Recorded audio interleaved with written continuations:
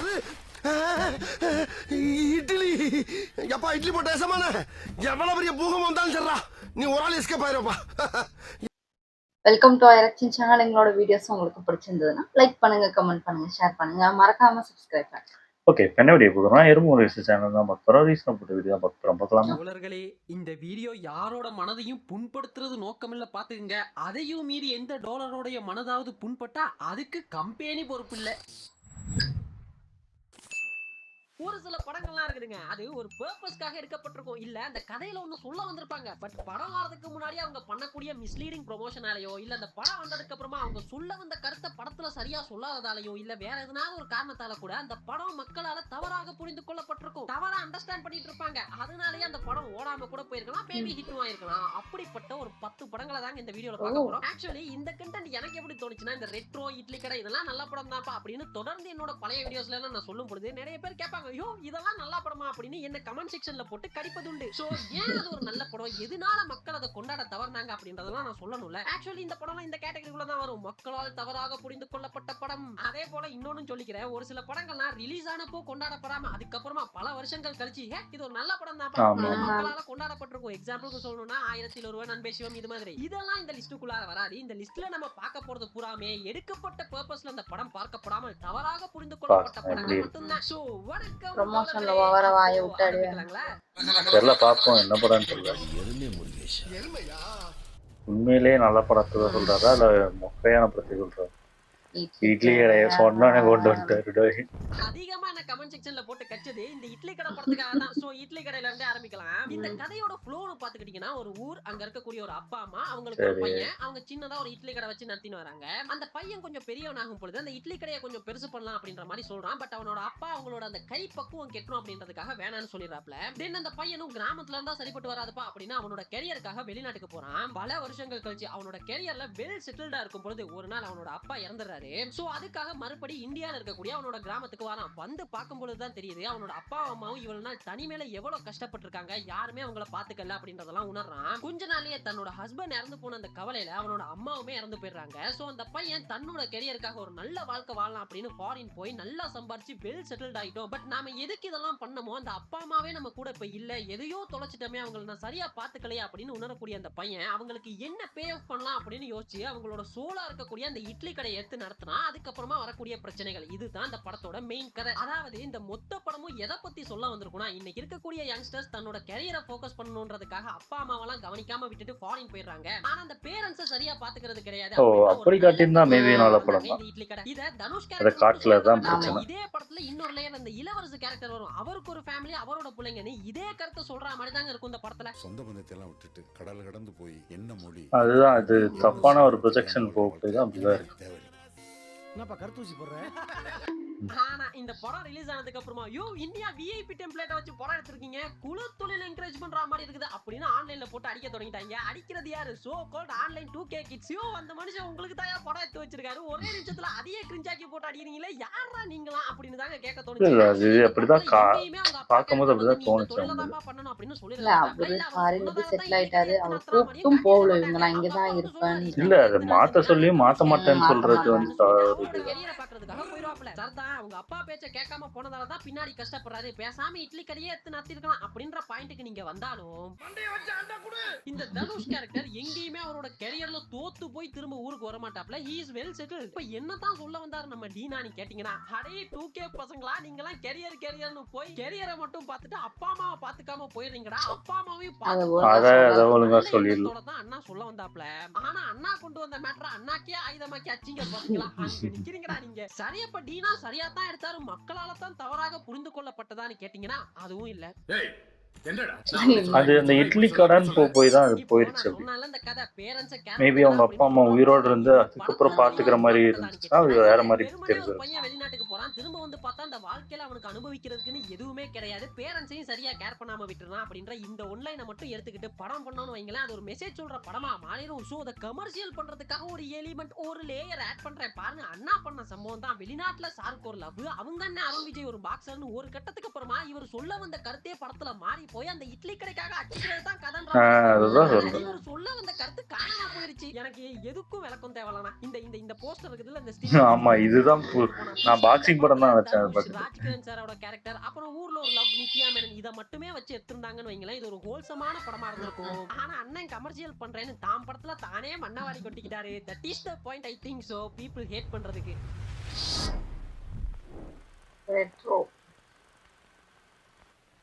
Retro நல்லா தான் போயிட்டு இருக்கு. அப்புறம் எங்கெங்கயோ போயிடும் படம். இந்த ரெட்ரோக்கு தான். இந்த படத்தோட கதை எப்படி இருக்குன்னா, தன்னோட வளர்ப்பு அப்பாவோட ரவுடிசம் பண்ணிக்கிட்டு இருக்கக்கூடிய ஹீரோ லவ் பண்றான். கல்யாணம் பண்ணிக்கலாம் அப்படின்னு போகும்போது இந்த ரவுடிசம் எல்லாம் வேணாம் விட்டுலாம் அப்படின்னு நினைக்கும் பொழுது ஒரு இன்சிடென்ட் நடக்குது. தென் அவனோட மனைவி அவனை விட்டு பிரிஞ்சு போயிடுறாங்க. அவங்கள தேடி ஹீரோ போறான். போற இடத்துல தன்னோட பிறப்போட பர்பஸ் என்ன அப்படின்றத தெரிஞ்சுக்கிறான். தென் என்ன ஆகுது அப்படின்ற மாதிரியான ஒரு கதை தான் இது.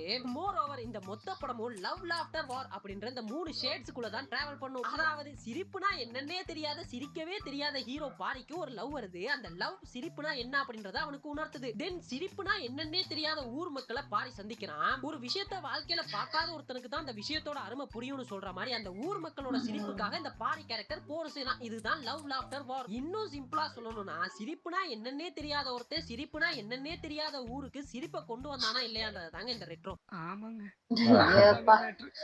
இப்போ இந்த படத்தோட மோஸ்ட் கிரிட்டிசிசம் செய்யப்பட்ட பார்ட் என்னன்னா, இந்த படத்தோட கிளைமேக்ஸ் தான். டேய் என்னடா ஒரு ராக்கெட் லான்ச்சரை வச்சுட்டு சிரிச்சுக்கிட்டு இருக்கீங்க அப்படின்னு ட்ரோல் பண்ணாங்க. பட் என்ன கேட்டீங்கன்னா, இந்த படத்துக்கு பக்காவான கிளைமேக்ஸ் இதுதாங்க. சிரிப்புனா என்னன்னே தெரியாத, இது வரைக்கும் சிரிப்பையே பார்க்காத மக்கள் அந்த சிரிப்பை அவங்களுக்கு தராதவனை பார்த்து சிரிச்சாங்க. இதுதான் இந்த கதையோட பெஸ்ட் கிளைமேக்ஸா இருந்திருக்க முடியும். பை த வே அதுதான் கிளைமேக்ஸாவும் இருந்தது. அதெல்லாம் சரிதான்பா, படத்துல இருந்தவங்க சிரிச்சாங்க, சரி அதை பார்த்து ஆடியன்ஸ் ஏன்டா சிரிச்சாங்க அப்படின்னு கேட்டீங்கன்னா, இங்க தான் உள்ள வருது மிஸ்லீடிங் மார்க்கெட்டிங் அப்படின்ற மேட்டர். இந்த மொத்த படமும் பாத்துக்கிட்டீங்கன்னா, நான் முன்ன சொன்ன மாதிரி லவ் லாஃப்டர் வார் அப்படின்ற இந்த 3 ஷேட்ஸ்க்குள்ளார தான் இருக்கும். இத படத்துல பக்காவா காட்டியிருந்தாப்ல Karthik Subbaraj. But first impression is the most important இம்ப்ரெஷன்ன்ற மாதிரி இந்த 3 ஷேட்ஸ்க்குள்ளார தான் படம் இருக்க போகுது அப்படின்றத ட்ரெய்லர்ல மனுஷன் காட்டியிருக்க மாட்டாப்ல. இந்த ரெட்ரோ படத்தோட ட்ரெய்லர் பாத்துக்கிட்டீங்கன்னா, முழுக்க இப்ப இருக்கக்கூடிய ரீல்ஸ்ல ட்ரெண்டானா மட்டும் தான் அந்த படத்துக்கு மிகப்பெரிய பப்ளிசிட்டியா அமையும். ஹூக் சவுண்ட்ஸ்க்கு கட் பண்றது என்ன, படத்தோட டைரக்டர் இஷ்டமேனிக்கு எடிட் பண்றது என்னன்னு பேசாம நம்மளும் இப்ப இருக்க ட்ரெண்ட்லயே போயிடுவோம். அந்த 3 ஷேட்ஸ் கான்செப்ட மறந்துட்டு என்னென்னமோ கட் பண்ணி ஒரு ட்ரெய்லர் விட்டு இருந்தாப்ல.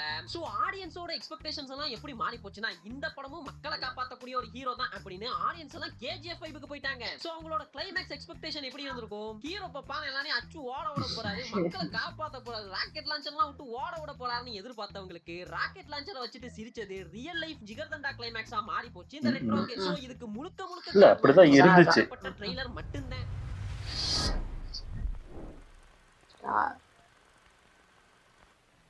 ஸ்டார் படம் பத்தி சொல்லும் பொழுதுதாங்க இந்த படம் ஞாபகத்துக்கு வந்தது. ஸ்டார், லிஃப்ட், டாடான்னு 2 ஹிட்டுக்கு அப்புறமா வந்த கவினோட படம் தாங்க இந்த ஸ்டார். உண்மையாவே சொல்லணும்னா இந்த படத்துக்கு மிகப்பெரிய ஒரு எதிர்பார்ப்பு இருந்தது. பிகாஸ் கவினோட ப்ரீவியஸ் 2 படத்தோட ஸ்கிரிப்ட் செலக்ஷன் அப்படி இருந்தது. சோ அந்த சமயத்துல தான் இந்த ஸ்டார் படத்தோட ட்ரெய்லர் வருது. உண்மையாவே சொல்றேங்க, இந்த படத்தோட ட்ரெய்லர் இப்போ படம்லாம் வந்துருச்சுல, நமக்கு படத்தோட கதை கூட என்னன்னு தெரியும்ல. இப்போ போய் அந்த ட்ரெய்லரை பாத்தீங்கன்னாலும் ஒருத்தன் எப்படி கஷ்டப்பட்டு தன்னோட கோலை அச்சீவ் பண்றான் அப்படின்னு சொல்லக்கூடிய மோட்டிவேஷனல் ஸ்டோரி தான் அந்த படம்னு சொல்லுவீங்க. ஏன்னா அப்படி இருந்தது ட்ரெய்லரோட கதை. அந்த ட்ரெய்லர் வந்தப்போ நிறைய பேர் அதை கட் பண்ணி போட்டு ரீல்ஸ்ல ட்ரெண்ட் பண்ணி விட்டு MS தோனி அளவுக்கு ஒரு படம் வர போகுதுடா அப்படின்ற நல்லா தான் இருந்துச்சு ட்ரெய்லர்லாம். படம் எப்படி இருந்ததுன்னா, இது படம் சார் இல்ல, இதுதான் உன் படம்.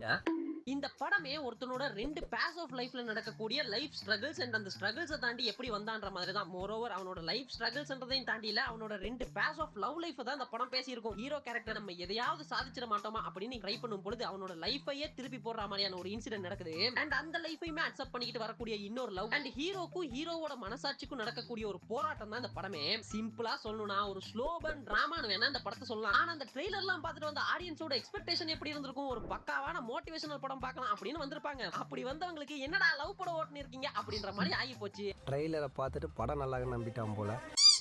இந்த படத்துலயுமே இந்த படத்தோட கிளைமேக்ஸ நிறைய பேர் கிரிட்டிசைஸ் பண்ணியிருந்தாங்க. என்ன இது ஆடியன்ஸை ஏமாத்துற கிளைமேக்ஸா இருக்குதுன்னு. ஆனா உண்மையா கவனிச்சீங்கன்னா இந்த படத்தோட கிளைமேக்ஸ படத்தோட முதல் சீன்லயே ரிவீல் பண்ணிருப்பாப்ல டைரக்டர். பாரதியாருக்கு மீசை தேவையில்ல, உன்னோட நடிப்புல பாரதியாருக்கு முக்கியம்னு சொல்லக்கூடிய அந்த மீசையவே மறக்க வைக்க முடியும். இங்க அப்பியரன்ஸ் முக்கியம் இல்ல, ஸ்கில்ஸ் தான் முக்கியம் அப்படின்றத ஓப்பனிங் சீன்லயே காட்டியிருப்பாப்ல. இப்போ நமக்கு கிளைமேக்ஸ் என்னன்றது தெரியும், கவினோட முகத்துல இருக்க அந்த காயமும் நமக்கு தெரியும். ஆனா இந்த படத்தோட கிளைமேக்ஸ்ல அந்த சிங்கிள் ஷாட்ல இது எல்லாத்தையுமே மறந்து நம்ம பார்த்து இருப்போம். அவன் முகத்துல இருந்து அந்த காயம் இல்ல அப்படின்னு நம்ம ரியலைஸ் பண்ற அந்த பாயிண்ட்ல ரிவீலிங் ஃபேக்டரையுமே வச்சிருந்தாப்ல. ஆக்சுவலி ஒரு சின்ன இன்சிடென்ட் நம்ம லைஃபையே திருப்பி போட்டுருச்சு, நம்மளால ஒண்ணுமே பண்ண முடியாது அப்படின்னு நினைச்சிட்டு வாழக்கூடிய பல பேருக்கு நமக்கு எது வேணாலும் நடந்திருக்கலாம், அது மேட்டரே கிடையாது. நமக்கு இருக்கக்கூடிய ஸ்கில்ஸ் தான் மேட்டர்ன்றதை விட மோட்டிவேட்டிங்கா வேற எதையுமே சொல்லிட முடியாதுன்னு நினைக்கிறேன். என்ன பொறுத்த வரைக்கும் இது மோட்டிவேஷனல் ஸ்டோரி எல்லாம் கிடையாது, கவின்ற நடிகனோட நடிப்பு தீனிக்கு தீனி போட்ட படம்னு தான் சொல்லுவேன். ஆக்சுவலி இந்த படமே படத்துல என்ன இருக்குதோ அதை ப்ராப்பரா ட்ரெய்லர்ல காமிச்சு ப்ரொமோஷன் பண்ணியிருந்தாங்கன்னு வைங்களேன், இந்த படமும் நல்லாவே ஓடி இருக்குங்க. ட்ரெய்லர்ல தான் சொல்லிடுறாங்க புலி புலி யோ இந்த படம்லாம் நல்ல படம், மக்களால் தவறாக புரிந்து கொள்ளப்பட்ட படம் அப்படின்னு கிளம்பி வந்தீன்னு வையேன் அப்படின்னு நீங்க சொல்றது எனக்கு புரியுது. அப்படி நான் சொல்லிட்டு வந்தாலும் நீங்க என்னென்னலாம் சொல்லுவீங்க அப்படின்றதும் புரியுது. நீ தப்பானவன், நீ தப்பானவன் தான். பட் இந்த புலி படத்துல ஒரு மேட்டர் இருக்குதுங்க. என்னன்னா இந்த புலி ரிலீஸ் ஆனது 2015ல தளபதி ஃபர்ஸ்ட் டைம் ஒரு பீரியட் ஃபிலிம்ல நடிக்கிறாரு அப்படின்றதுனாலயே இந்த படத்துக்கு ஒரு ஹைப் இருந்தது. இது போக அப்போலாம் பாத்தீங்கன்னா இந்த ஆன்லைன்ல பிளாக்ஸ் வந்து ரொம்ப ட்ரெண்டா போயிட்டு இருந்தது. சோ அந்த பிளாக்ஸ்ல இந்த புலி படத்தோட கதை டைம் டிராவல் அப்படின்னு இஷ்டமேனிக்கு ரூமர்ஸும் எழுதிட்டு இருந்தாங்க. டைரக்டர் யாருன்னா சிம்புதேவன், 23ஆம் புலிகேசி, இரும்பு கோட்டை, மோட்டு சிங்கம் இதெல்லாம் பண்ணிருக்காரு. சோ மேக்கிங்கா ஒரு ராஜா காலத்து பீரியட் ஃபிலிம் எப்படி வரப்போகுது அப்படின்ற ஒரு ஐடியாவும் நமக்கு இருந்ததுன்னு வைங்களேன். அப்போதாங்க குறுக்க இந்த கௌஷிக் வந்தான்ற மாதிரி புலி அக்டோபர்ல ரிலீஸ் ஆகுதுன்னா பாகுபலி 2015 ஜூலை ரிலீஸ் ஆகுது. அண்ட் உங்களுக்கே தெரிஞ்சிருக்கும் Baahubali is the very first movie. இன்னைக்கு வரக்கூடிய பிக் பட்ஜெட் லார்ஜ் ஸ்கேல்ல பண்ணக்கூடிய பிரம்மாண்டமான படங்களோட பெர்ஸ்பெக்டிவே மாத்தின படம்னு. மீன்வைல் நாம இதுவரைக்கும் இம்சையரசன், 23ஆம் புலிகேசி, இரும்பு கோட்டை இது மாதிரியான பீரியட் ஃபிலிமே பார்த்துட்டு இருந்த நமக்கு பாகுபலிக்கு அப்புறமா பீரியட் ஃபிலிமோட கண்ணோட்டமே மாறி போச்சுன்னு சொல்லலாம். சோ எல்லாருமே பாகுபலி அளவுக்கு எதிர்பார்க்க தொடங்கிட்டாங்க. அப்போதான் அக்டோபர் மாசம் அப்படின்ற மாதிரி புலி ரிலீஸ் ஆகுது. சோ எல்லாரும் புலி ஒரு ஃபேண்டசி படம், நிறைய ஃபேண்டசியான விஷயம்லாம் இருந்துச்சு. ஆனா அது ஏத்துக்க தளபதிக்கு நம்ம வீட்ல இருக்கக்கூடிய சின்னஞ்சிறுசுங்களோட ஃபேன்ஸ் அதிகம் அப்படின்றது ஆல்மோஸ்ட் எல்லாருக்கும் தெரிஞ்சதுதான். ஆனா தளபதி இது வரைக்குமே அந்த சின்னஞ்சிறுசுங்களை மட்டுமே டார்கெட் பண்ணி ஒரு படம் பண்ணது கிடையாது. சோ அந்த புலி படமே பாத்துட்டீங்கன்னா இந்த சின்னஞ்சிறுசுங்களை டார்கெட் பண்ணி அவங்களுக்கு படம் தான். இத நான் சொல்லுங்க, இந்த படத்தோட கேமராமேன் நட்டி சாரே சொல்லியிருந்தாரு. குழந்தைகளுக்கான படம் விஜய் சார் சொல்லும் போது இந்த 8 வயசு ஆமா இது கிட்டத்தட்ட ஒரு சின்ன பசங்களுக்கு ஏத்த மாதிரி தான் இருக்கும். ஃபேண்டசி கதை, இந்த கதை ரொம்ப பிடிச்சிருந்தது. அப்படிதான் அந்த படத்தை ஆரம்பிச்சோம், அப்படிதான் அந்த படத்தை முடிச்சோம். இந்த குள்ளர்கள் மனிதர்கள், அதுக்கப்புறம் பேசுற விலங்கு, அந்த படத்தை குடும்பம் கூட்டம் கூட்டமா பார்த்துருப்பாங்க. அப்படி பண்ண வேண்டிய படம் அது. ஆனா என்ன ஆகி போச்சுன்னா இந்த பாகுபலி ஹிட்டுக்கு அப்புறமா இதுக்கு பிறகு போய் ஒரு பீரியட் ஃபிலிம் சின்னஞ்சிறுசுங்களுக்கான படம் அப்படின்னு ப்ரோமோட் பண்ணோம்னா எங்க படம் ஊத்திக்குமோ அப்படின்னு ப்ரொடக்ஷன் கம்பெனி இது ஒரு மாசான படம் அப்படின்ற மாதிரி ப்ரோமோட் பண்ண ஆரம்பிச்சிட்டாங்க. சோ மக்களோட பெர்ஸ்பெக்டிவ்மே மாறி போச்சு. நீங்க நல்லா கவனிச்சீங்கன்னா தெரியும், இந்த மொத்த புலி படமும் ஒரு கார்ட்டூன் பாக்குற மாதிரி தான் இருக்கும். பக்கா சின்ன பசங்களுக்கான படம் மாதிரி பேசுறாம பேசுற குருவி, மண்டை மேல ஒரு கொண்ட, வேதாளம், சித்திரக்குள்ளர்கள், கோட்டைய கக்கற, ஒத்தக்க நரக்கன், ஹீரோ இன்ட்ரோடக்ஷன்லயே கால்ல விழுந்து கெஞ்சுற ஹீரோ அப்படின்னு ஒரு கார்ட்டூன் மெட்டீரியல்ல இந்த சின்ன வயசுல எல்லாம் சிறுவர் கதை புத்தகம்னு வரும்ல, அதுல வாசிக்கக்கூடிய கதைகள் மாதிரி ஃபுல் அண்ட் ஃபுல் ஒரு ஃபேண்டசியாவே இருக்கும். அது மட்டும் இல்லைங்க, ஆக்சுவலி தளபதி சின்ன பசங்களுக்கான இந்த படத்துலயுமே அரசியல் பேசியிருப்பாப்ல. எனக்கு அரசு பதவி வந்தாலும் நான் உங்கள ஒருத்தன் தான். மக்கள் நலனுக்காக கொடுக்கப்படுற முதல் குரல் என்னுடையதா தான் இருக்கும். அவர் என்ன பிளான் பண்ணிருப்பாருன்னா, இன்னைக்கு இந்த படத்தை பார்க்கக்கூடிய பசங்க தான் இன்னும் 10 வருஷம் கழிச்சு ஓட்டுரிமையோட இருக்க போறாங்க. இப்போ நாம இந்த மாதிரியான படத்துல அரசியல பேசி வச்சோன்னு வைங்களேன், இப்ப இருக்கக்கூடிய பசங்க எல்லாம் இன்னும் 10 வருஷம் கழிச்சு அவங்க பெரியவங்க ஆனதும் ரீகலெக்ட் பண்ணி பார்க்கக்கூடிய ஒரு ஹோல்சமான மெமரியா அந்த படத்தை நமக்கு தான் அது பிளஸ் ஒரு நல்ல நோக்கத்தோட அரசியல் பேசிருப்பாப்ல. ஆனா ப்ரொடக்ஷன்ல என்ன பண்ணாங்க, கடைசி நேரத்துல இது ஒரு மாஸ் படம் அப்படின்ற மாதிரியான ப்ரொமோஷனை பண்ண பாகுபலி பார்த்துட்டு புலி படத்தோட கிளைமேக்ஸ பார்த்தவங்களுக்கு யோ மருதீரன் என்னையா கிளைமேக்ஸ்ல காக்கா குருவி எல்லாம் கொண்டு போய் சண்டை போடுறாரு அப்படின்னு ட்ரோல் மெட்டீரியலா மாறி போச்சு. இது சின்ன பசங்களுக்கான படம் தான் அப்படின்னு ப்ரோமோட் பண்ணிருந்தாங்கன்னு வைங்களேன், இந்த படமும் ஓடி இருக்க வாய்ப்பு இருக்குங்க.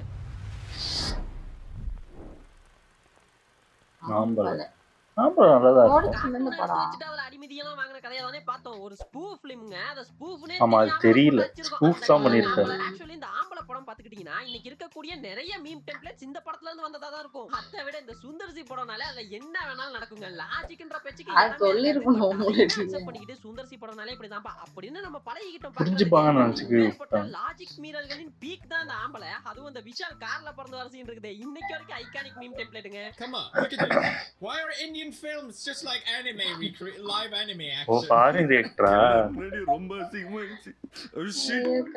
இப்ப ஏற்பட்ட இந்த படம் ஒரு ஸ்பூஃப் ஸ்பூஃப் ஃபிலிமா இத நான் சொல்லங்க, சுந்தர்சியே ஒரு இன்டர்வியூல சொல்லியிருந்தாரு. ஆம்பளை பத்தினா எல்லாருமே சொல்லுவாங்க ஜீப் பறக்குதுன்ட்டு. நான் பண்ணதே பேரடி. எத்தனையோ படத்துல வந்து இந்த மாதிரி பறக்குதெல்லாம் வச்சு அதை வச்சு காமெடி தான் பண்ணேன் நான். அதை வந்து சீரியஸா எடுத்துக்கிட்டு நீங்க அது லெக்சரே வந்து ஒரு ஸ்பூஃப் மாதிரி ஒரு பேரடி படமே ஆம்பளை நீங்க பாத்தீங்கன்னா பேரடி. ஒரு உதாரணத்துக்கு அதுல ஒரு சீன் இருக்கும். வைபவ் தான் வந்து பையன்ட்டு ஆமா ஆமா அது சரக்கு இது எல்லாருமே வந்து சரக்கு ஊத்திட்டு தான் தண்ணி ஊத்துவாங்க.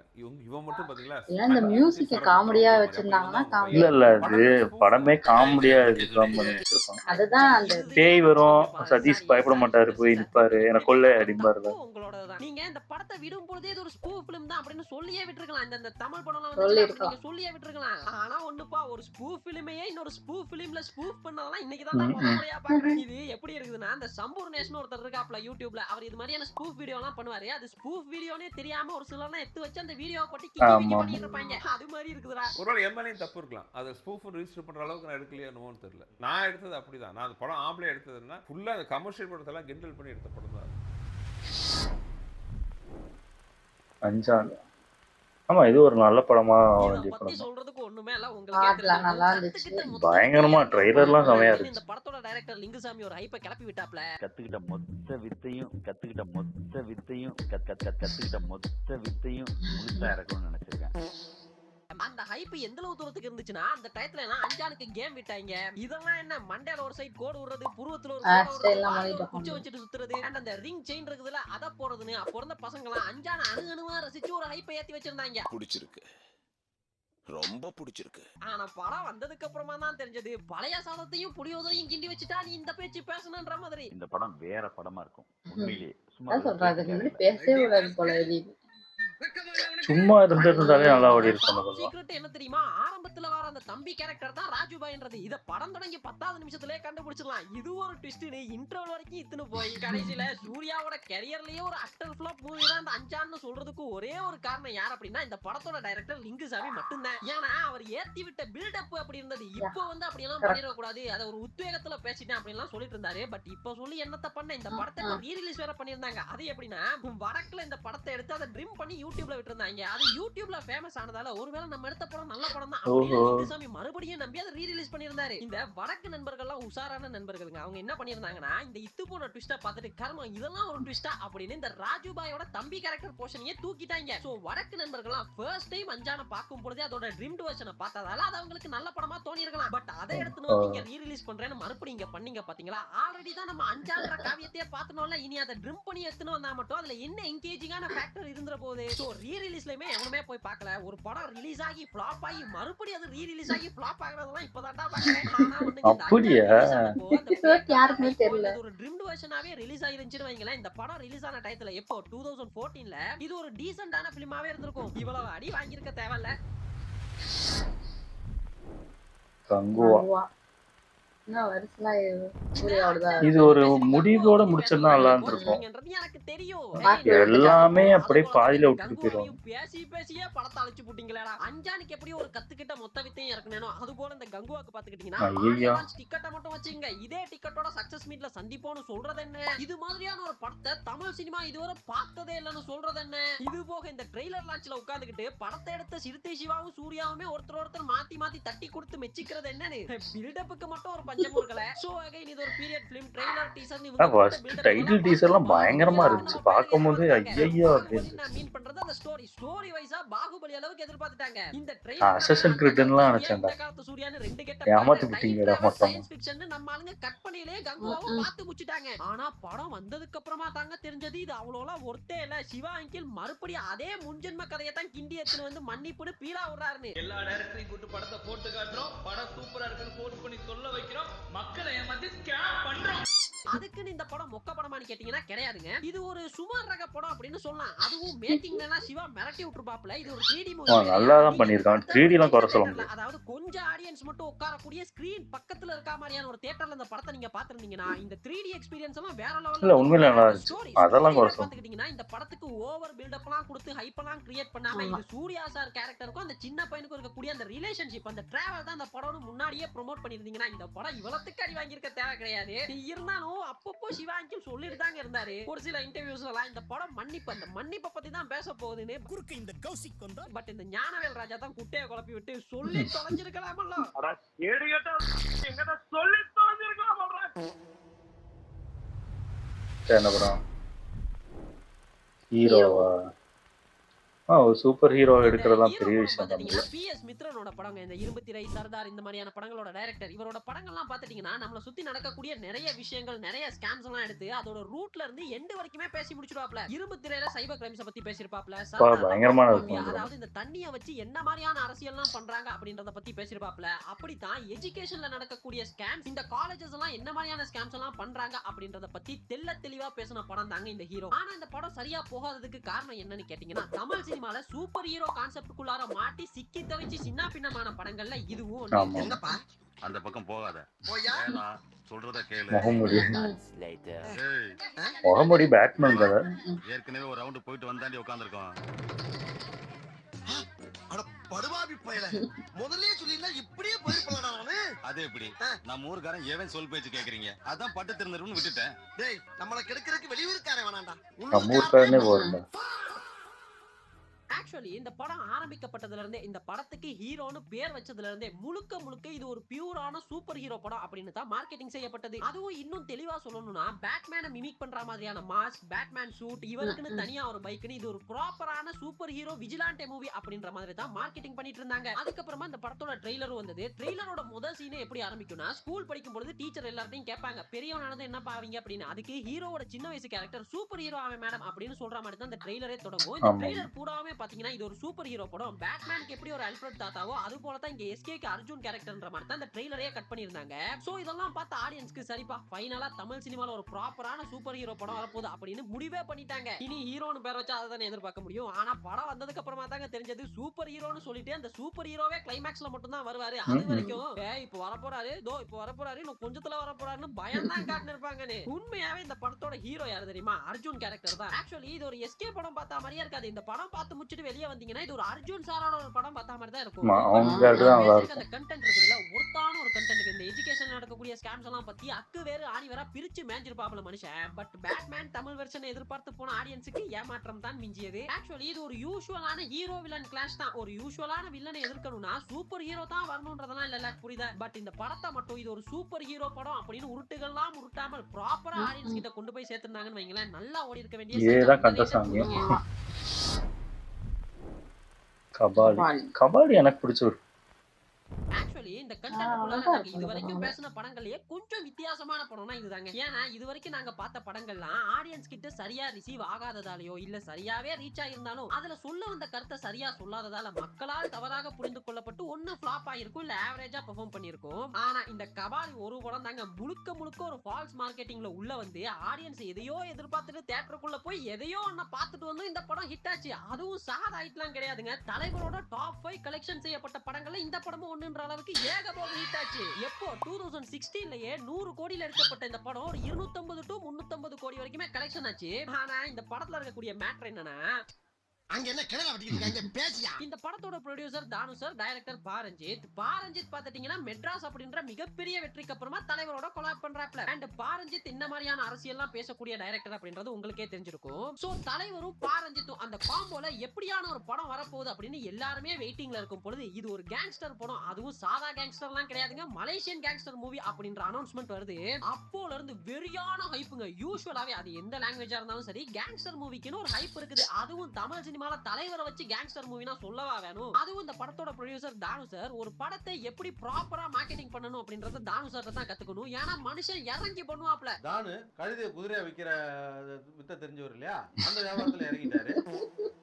அப்படிதான் இந்த 2016ல அந்த வருஷம் இந்த படம் வரும் வரைக்குமே பாத்தீங்கன்னா எங்க பார்த்தாலும் கபாலி கபாலி கபாலி அப்படின்ற டாக்கே இருக்கும். இப்போதான் அந்த ட்ரெயின் ஃளைட் இதுக்கெல்லாம் ஸ்டிக்கரிங் பண்ணி ப்ரோமோட் பண்றத நார்மலைஸ் பண்ணிட்டாங்கன்னு நினைக்கிறேன். எனக்கு இந்த கபாலின்ற தமிழ் படத்துக்கு தான் ஒரு மொத்த ஃளைட்டுக்கே கபாலி ஸ்டிக்கரிங் பண்ணாங்கன்னு நினைக்கிறேன். அதுவும் இந்த படம் ரிலீஸ் ஆன டைம்லனா இப்போதாங்க இந்த ஆன்லைன் புக்கிங் எல்லாம், அப்போலாம் தியேட்டருக்கு போய் தான் டிக்கெட் எடுக்கணும்ன்ற கல்ச்சர் இருந்தது. So first day first show மட்டும் கிடையாது, மொத்த ஷோக்குமே ஒவ்வொரு தியேட்டர்காரனும் இஷ்டமேனிக்கு விலைய போட்டு வித்து தள்ளி இருந்தாங்க. ஸ்டில் எல்லாமே ஹவுஸ்ஃபுல் ஆச்சு. ஏன்னா இருந்த ஹைப் அப்படி. பட் படம் இவங்க கொடுத்த ஹைப் அளவுக்கு இருந்துச்சான்னு கேட்டீங்கன்னா ஸ்டில் அது ஒரு கேங்ஸ்டர் மூவி தான். பட் இது கேங்ஸ்டர் தன்னோட வைஃபை தேடி போன ஒரு ஹோல்சமான ஆஃப்டர் மேரேஜ்க்கு அப்படின்றது உள்ள போனதுக்கு அப்புறமா தாங்க தெரிஞ்சது. ஆக்சுவலி இது ஒரு மொக்க கதையான்னு கேட்டீங்கன்னா கிடையாது, இது ஒரு நல்ல கதை தான். பட் அப்போ சூப்பர் ஸ்டார் பாத்துட்டீங்கன்னா அவரோட கேரியரின் உச்சத்துல பீக்ல இருந்தாப்ல. சோ பீக்ல இருக்கக்கூடிய சூப்பர் ஸ்டார் இப்படிப்பட்ட ஒரு கதையில நடிச்சிருப்பாரு அப்படின்னு அப்போ யோசிக்க தோணல. இந்த படம்லாம் எப்படி அப்போ அவ்வளவு ஓடிச்சுன்னு தெரியல. ஆக்சுவலி இந்த படத்தை இப்படி வேணா சொல்லாங்க, தவறாக ப்ரோமோட் செய்யப்பட்ட ஒரு படத்தை ஆடியன்ஸ் சரியா புரிஞ்சுக்கிட்டு பார்த்ததால ஓடின படம் அப்படின்னு வேணா சொல்லிக்கலாம். இப்போலாம் கேங்ஸ்டர் படம்னு சொல்லிட்டு இப்படி ஒரு படத்தை பண்ணி விட்டாங்கன்னு வைங்களேன், ஊடு கட்டி அடிச்சு பாடையாக்கிடுவானுங்க. கண்ணாடி சார் அது.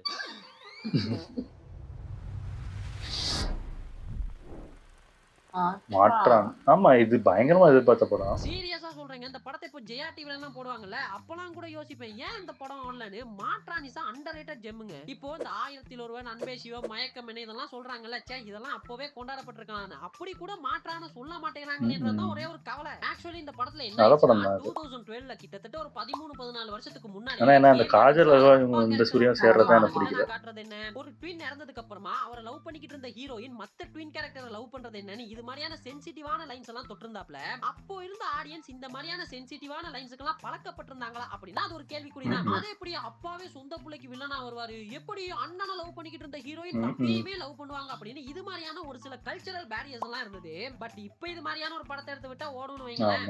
இன்னொரு முக்கியமான மேட்டர் என்னன்னா, மாற்றான் படத்தோட ஸ்கிரீன் பிளேயுமே கொஞ்சம் காம்ப்ளிகேட்டடான ஸ்கிரீன் பிளே தான். இவ்வளவு கிரிட்டிக்கலான எலிமெண்ட்ஸ் எல்லாம் படத்துல வச்சுக்கிட்டும் கேவி ஆனந்த் சார் பண்ண தப்பு என்ன தெரியுமா?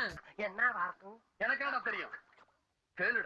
இந்த படத்துல இவ்வளவு எலிமெண்ட்ஸ் இருந்தாலும் இந்த படத்துல சூர்யா சார் டபுள் ஆக்ஷன் பண்றாரு பாருங்களேன், அதுவும் கன்ஜாயின்ட் ட்வின்ஸா பண்றாரு. ஒரே சமயத்துல ஒரே ஃப்ரேம்ல ரெண்டு பேரையும் ஒட்டி பிறந்த ரெட்டையர்களா காட்டுறோன்னு இந்த ஒரே ஒரு எலிமெண்ட்டை மட்டும் கிரவுட் புல்லிங் டூலா எடுத்துக்கிட்டு ட்ரெய்லர், ப்ரொமோஷன், டிவில குத்த இன்டர்வியூன்னு படம் ரிலீஸ்க்கு முன்னாடி இந்த ஒரே ஒரு எலிமெண்ட்டை மட்டுமே வச்சு ப்ரொமோஷன்லாம் பண்ண தொடங்கினாங்க. ஆடியன்ஸுக்கு இந்த படம் எதை பத்தினதுன்றது தெரியாது, இந்த படத்துல என்ன சொல்ல போறாங்கன்றது தெரியாது, இப்படின்னு எதுவுமே தெரியாது. வெறுமனே இந்த படத்துல சூர்யா சார் ஒட்டி பிறந்த ரெட்டையர்களா நடிக்கிறாங்களா அப்படின்ற இந்த ஒரு எலிமெண்ட்டை மட்டுமே நம்பி ஆடியன்ஸ் எல்லாம் தியேட்டருக்கு வந்தாங்க. அதுக்குன்னு ஆடியன்ஸையுமே ப்ளேம் பண்ணிட முடியாது. பிகாஸ் மூவி டீம் ப்ரோமோட் பண்ணது இந்த ஒரு எலிமெண்ட்டை வச்சு தான். அது எந்த அளவு தூரத்துக்கு இருந்ததுன்னா படத்தோட டைட்டில் இதை தான் சொல்லும், இந்த படத்தோட டைட்டில் டிசைன் கூட இதை தான் சொல்லும். இதுல இந்த ப்ரொமோஷனை இன்னொரு படி மேல கொண்டு போற மாதிரி இந்த விஎஃப்எக்ஸ் எல்லாம் எப்படி அச்சீவ் பண்ணாங்க அப்படின்ற மாதிரியான ஒரு வீடியோவையுமே ரிலீஸ் பண்ணியிருந்தாரு கேவி ஆனந்த் சார். பட் அவரையுமே நம்ம தப்பு சொல்லிட முடியாது. பிகாஸ் அப்போலாம் எப்போ 2012ல படத்துல ஏதாவது புதுசா காட்டி புதுசா எதனாவது குரலி வித்த காட்டி தியேட்டருக்கு கிரவுட் புல் பண்ற ஒரு கல்ச்சர் இருந்தது. சங்கர் சார்லாம் அப்படிதான் ஏமாத்தி இருந்தாரு. பட் ஸ்டில் படத்துல இருக்கக்கூடிய விஎஃப்எக்ஸ் ஒர்க் எல்லாம் பக்காவா இருந்தாலும் என்ன ஏதுனே தெரியாம படம் பார்க்க போன ஆடியன்ஸ்க்கு ஒரே அடியா கல்ச்சரல் பேரியர்ஸ் எல்லாம் தாண்டி ஒன்னு ஸ்பூன் ஃபீட் பண்ணும் பொழுது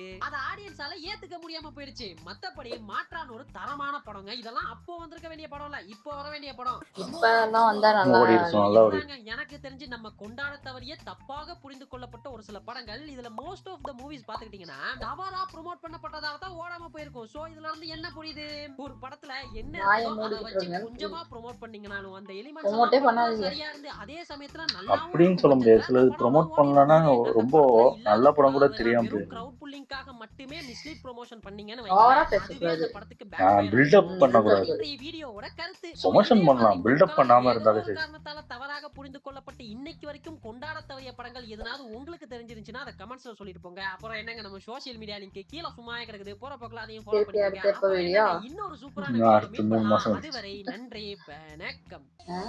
சூப்பர், நல்லா இருந்துச்சு. உண்மையிலே இது பில்டப்ல நிறைய படம் இப்படிதான் போயிருக்கு. எனக்கு தெரிஞ்சு கந்தசாமியுமே அப்படிதான். கந்தசாமி அந்த டைம் ப்ரொமோட் பண்ணும்போதுலாம் ஐயோ அந்த பாட்டு அந்த இதெல்லாம் பார்த்துட்டு பயங்கரமா அந்த படம் எக்ஸ்பெக்ட் பண்ணிட்டு இருந்த ஒரு படம் எனக்கு தெரிஞ்சு. ஏன்னா சூப்பர் ஹீரோ விக்ரம் வேற நடிக்கிறாங்க. அந்த பாட்டுமே பயங்கரமா கந்த அது பயங்கரமா இருந்துச்சு அந்த டைம்லலாம். அது ஒரு சூப்பர் ஹீரோன்னு சொல்லி இது பண்ணி அந்த படத்துல போய் பார்த்தா அது ஃபுல்லா ஆக்ட் பண்ண வைக்கிறாங்க. அது இது மற்ற அங்க அந்த உள்ள இருக்கிற இதை கேரக்டர் நம்ப வைக்கிறாங்க. ஒரு சூப்பர் ஹீரோ, ஒரு சாமி அப்படின்னு நம்ப வைக்கிற மாதிரி அதை காட்ட போய் நம்மளே அதுல அவங்க மட்டும் ஏமாறல, நம்மளும் ஏமாந்துட்டோம். அதுதான் பெரிய இதா இருந்துச்சு. அது சூப்பர் ஹீரோ அப்படியே எடுத்திருந்தா சூப்பரா இருந்திருக்கும் அந்த படம். அது உண்மையிலேயே ஒரு சாமியை கந்தசாமியை காப்பாத்துற மாதிரி அவருக்கு அந்த மாதிரி அந்நியன் மாதிரி ஒரு இது இருந்துச்சுன்னா நல்லா இருந்திருக்கும் அந்த படம். அப்போ அப்படியாவது ப்ரொமோட் பண்ணாம சும்மா நார்மலா விட்டுருந்தா கூட அந்த படம் நல்லா அது இப்போ நான் அந்த படம் பார்த்துருக்கேன். அது சூப்பரான ஒரு படம். நல்ல கதை தான். அது எப்படிலாம் இது பண்ணி எடுத்திருப்பாங்க. அந்த கலர் ஷேடே சூப்பரா இருக்கும். இந்த படம் வந்து ஒரு வித்தியாசமான ஒரு கலர் ஷேட்ல இருக்கும். நல்ல ஒரு படம் தான். அது அந்த ஹீரோ சூப்பர் ஹீரோன்னு சொல்லி நம்ப வச்சு, அது சூப்பர் ஹீரோ இல்லன்னு நம்மளுக்கும் அது பார்க்கும்போது ஒரு எரிச்சல் வந்துரும் ஒரு கட்டத்துல. ஆமா. நான் மோஸ்ட்லி இந்த ட்ரெய்லர் கூட பார்ப்பேன் நானு. அந்த ரிவ்யூலாம் பார்க்காம நம்ம போறதுனால அந்த படத்த பத்தி ஒண்ணுமே அந்த அளவுக்கு தெரியலனாலும், நம்ம ஒண்ணுமே நினைக்காம போய் பார்க்கும்போது எனக்கு அந்த கபாலி படம்லாம் நல்லாதான் இருந்தது. எனக்கு கபாலி படம்லாம் நான் நிறைய பேர் குறை சொல்லிட்டு இருந்தாங்க எனக்கு தெரிஞ்சு. பிடிச்சிருந்தது. நான் அது வாண்டடா தியேட்டர்ல போய் பார்க்கணுன்னே போய் வாண்டடா நான் ஒருத்த மட்டும் போய் பார்த்தேன் அந்த படம். எனக்கெல்லாம் அது கனெக்ட் ஆச்சு. நல்லா இருந்துச்சு. அது அந்த பல வருஷம் கழிச்சு அவன் ஒய்ஃப் உண்மையிலே உயிரோடு இருக்கான்னு தெரிஞ்சு, அதுக்கப்புறம் அவன் பொண்ணு உயிரோடு இருக்கிறது, அவங்க ஒய்ஃபை தேடி போய் அவங்க ஃபேஸ் பார்க்கறது, அதெல்லாம் பயங்கரமா இருந்துச்சு. அதெல்லாம் அந்த மாதிரி ஒரு கேங்ஸ்டர் படம் திருப்பி வரவே வராது. அது கேங்ஸ்டர்னா என்ன மாறி மாறி சண்டை போட்டுவாங்க, சண்டை போட்டு இது பண்ணிப்பாங்க. அதுலயும் ஒரு எமோஷன் கொண்டு வர்றதெல்லாம் பெரிய விஷயம் அந்த படம்லாம் எனக்கு தெரிஞ்சு. அது ஆமா ஆமா. அதே மாதிரி மாற்றான ஒரு நல்ல படம் தான். மாற்றான் எனக்கு பிடிக்காது. அந்த காஜல் அது சேராம இருந்திருந்தாலே நல்லா இருந்திருக்கும் அப்படின்னு தான் எனக்கு தோணுச்சு. அது அது கிட்டத்தட்ட இறந்து போனோடனே கரெக்ட் பண்ற மாதிரி அது எனக்கு பிடிக்கல. அவங்க தம்பி இறந்து போயிட்டு இவங்க 2 பேரும் இருக்கிற மாதிரி அப்படியே எனக்கு அது அந்த படம் நீங்க பாத்தீங்கன்னாலே தெரியும். அந்த செத்து போன சூர்யா தான் எனக்கு ஒரிஜினல் சூர்யாவே எனக்கு ஃபீல் ஆகும். இன்னொன்று சூர்யாவே எனக்கு தோணல. அது ஏன்னு தெரியல. அந்த படம் பார்க்கும்போதுலாம் எனக்கு அப்படிதான் ஒரு ஃபீல் ஆகுது. அது மேபி அப்படி இருக்கும். மேபி எனக்கு ஒரிஜினல் சூர்யா செத்து போயிட்டாரு, இவரு இன்னொன்று சூர்யா, எனக்கு இந்த சூர்யா பிடிக்காது, அந்த மாதிரி ஒரு ஃபீல்ல தான் இருக்கும் எனக்கு தெரிஞ்சு. அதனால எனக்கு தெரிஞ்சு அந்த கதை அப்படிதான். அதே மாதிரி மற்ற படமும் பார்த்தீங்கன்னா அந்த புலியா இருக்கட்டும், புலிலாம் ஃபுல்லாகவே முழுக்க எனக்கு தெரிஞ்சு ஒரு சின்ன பசங்களுக்கான ஒரு ஸ்டோரி தான். அது அவரோட படம்லாம் பார்த்தீங்கன்னா புலிகேசியுமே சின்ன பசங்களை தான் நிறைய ஈர்த்துச்சு. அது எல்லா படமுமே அவர் படம் அப்படிதான். சின்ன பசங்களுக்கு ஏற்ற மாதிரி தான் அவர் படமே எடுப்பார். இது ஒழுங்கா சின்ன பசங்களுக்கான ஒரு படம்னு சொல்லியிருந்தாங்கன்னா அதை பெருசாக எடுத்துருக்க மாட்டாங்க. ஏன்னா அதில் வர்றது மேக்சிமம் பார்த்தீங்கன்னா ஃபுல்லாகவே ஃபேண்டசியான ஒரு படம். இப்படி ஒரு படம் பெரிய ஹீரோவை வச்சு பண்ணுவாங்க, நடிப்பாங்கிறது பெரிய விஷயம். அதுவும் ஒரு ரீசன். ஆனா மெயின் ரீசன் இதுதான் எனக்கு தெரிஞ்சு. இத சின்ன பசங்க இதுக்காக தான் எடுக்கிறோன்ட்டு சொல்லியிருந்தாலே எல்லாரும் அந்த மைண்ட் செட் மாறி இருக்கும். எல்லாரோட மைண்ட் செட்டும் என்ன நினைச்சிருப்பாங்க, பாகுபலி தெலுங்குல வந்துருச்சு, இங்க அந்த அளவுக்கு ஈக்குவலா ஒரு படம் இருக்கும் அப்படின்னு தான் எல்லாரும் எதிர்பார்க்க ஆரம்பிச்சிட்டாங்க. அதுதான் காரணம் எனக்கு தெரிஞ்சு. நல்லா இருந்துச்சு. ஓகே, வீடியோஸ் உங்களுக்கு பிடிச்சிருந்தா லைக் பண்ணுங்க, ஷேர் பண்ணுங்க, கமெண்ட் பண்ணுங்க, மறக்காம சப்ஸ்கிரைப் பண்ணுங்க. நல்லா இருக்கும்.